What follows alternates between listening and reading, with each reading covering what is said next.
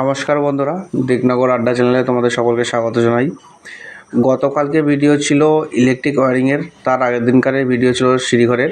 আজকের ভিডিওটা হচ্ছে ঘরের সাদা বালি দুমুশের। ব্যাপারটা খুবই সাধারণ, কিন্তু একটু ভুলভ্রান্তি আমার সাথে হয়ে গেছিলো। যেটা হয়েছে আমি সেটা বলবো, আমার বাস্তব অভিজ্ঞতাটা। এই দেখতে পাচ্ছ সাদা বালি, যা ঘরের ভিতর থেকে উঠে বাইরে নেমেছে। সবার প্রথমে যখন আমি ঘরের ভিতরে বালি দিয়েছিলাম, সেই সময় আমি মোটামুটি সমান সমান বা একটু ডাউন করে রেখেছিলাম, যে তোলা মাটি সবে, বালি মাটি সবে জল দেবো, বসে যাবে, তো একটু সমান সমানই থাক। তারপরে হয়েছে কি, বালির সামনে একটা বসেনি। তারপরে যখন আমি প্লাস্টারের কন্ট্রাক্ট দিলাম, তখন ওরা বললো যে তোমার বালিটা তোমার নিজের খরচায় তুলে দিতে হবে, 2টো করে ইট ফাঁকা করতে হবে। ওদের যেটা যুক্তি সেটা হলো, একটা নিচে 3 ইঞ্চি ইটের সোলিং হবে, তার উপরে 3 ইঞ্চি ঢালাই হবে, 3 ইঞ্চি 6 ইঞ্চি, অতএব 2খানা ইট এর বালি তুলে দিতে হবে। যথারীতি আমি তা তুলেও দিয়েছি। এইগুলো তোলা হয়েও গেছে, ঘরটুকু শুধু বাকি আছে।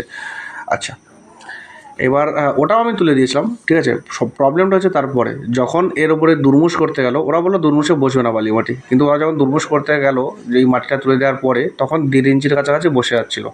জল খেয়ে বালি মাটি 1.5 ইঞ্চির কাছাকাছি বসে যাচ্ছে। এবার 1.5 ইঞ্চি আর ওদিকে আছে 6 ইঞ্চি, তাহলে 7.5 ইঞ্চি হয়ে যাচ্ছে, মানে 3 ইঞ্চি ছোলিং, 4.5 ইঞ্চি ঢালাই, যা প্রায় ছাদ ঢালাই সমান সমান হয়ে যাচ্ছে। তখন হয়েছে কি, এই যে এইখান থেকে এইটা ছিল 3 ইঞ্চি ইটের ছোলিং, আর এখান থেকে 3 ইঞ্চি ঢালাই করবে বলে ওরা ঠিকঠাক করেছিল। কিন্তু তারপরে যখন দুর্মুষ করতে দেখা গেলো, তখন দেখা গেলো 1.5 ইঞ্চি করে বসে যাচ্ছে। এবার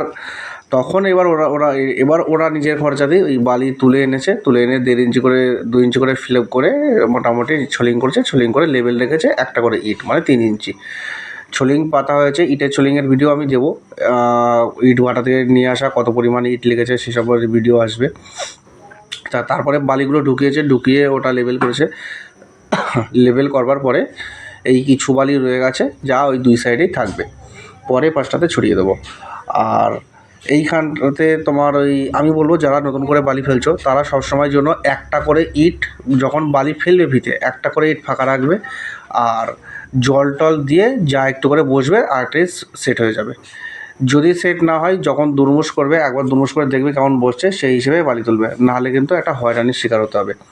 আর এখানে যে আদলা ইটগুলো দেখা যাচ্ছে, সেই আদলা ইটগুলো দিয়ে যতটা সম্ভব হয় ছোলিং করব। আর এইখানটাতে যে ইটগুলোর নিচে রয়েছে আস্ত ইট, ওখানে প্যারাপিটের জন্য দেবো। আর যে পাথরটা রয়েছে, ওটা মেঝে ঢালাই হবে। আচ্ছা, যত দূর হবে, তাছাড়া বাইরে রয়েছে পাথর, সেগুলো দিয়ে কাজ করা হবে। আচ্ছা, এই হলো ব্যাপার। আর বাকি যে আপডেট নিচের দিকটাতে দেখা যাচ্ছে, যে এই যে লম্বা রয়েছে, এই লম্বা সাইডটাতে যতটা পরিমাণ জায়গা ফাঁকা রয়েছে, এই জায়গাটাতে কিছুটা বালি মাটি এবং কিছুটা এমনি নর্মাল মাটি দেওয়া হবে। নর্মাল মাটি বলতে, এই যেখানটাতে আমার এই মন্দির রয়েছে, এইখানে একটা ট্যাপ কল ছিল, টাইম কল ছিল, এখানে কাঁঠাল গাছ ছিল, সে তো অনেক আগে কেটে দিয়েছি। এবার এইখান থেকে টয়লেট হবে, টয়লেটের যে কুয়োটা সেটা এইখানটাতে হবে। এইবার এইখানে একটা ট্যাপ কল ছিল, সেটা আমি তুলে ওই কোনায় করে দিয়েছি, যার ফলে এখানে কুয়োটা খুঁড়তে পারে। আর এই জায়গাটাতে 2টো কুয়ো হবে এইখানটাতে। এই যে এইখানে ট্যাপ কল ছিল, আর আমি দূরে সরে দিয়েছি, যার ফলে নিচে খুঁড়তে পারে। আর এই জায়গাটাতে 2টো কুয়ো হবে।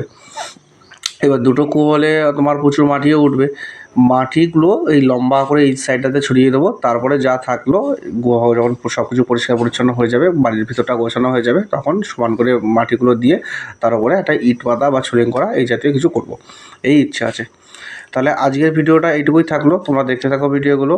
একটা সামগ্রিক ছোট্ট একটা আপডেট দিলাম, যে বালি ফেললে এভাবে ফেলতে হবে। ধন্যবাদ সকলকে। চ্যানেলকে যারা সাবস্ক্রাইব করেনি, তারা সাবস্ক্রাইব করে দিই।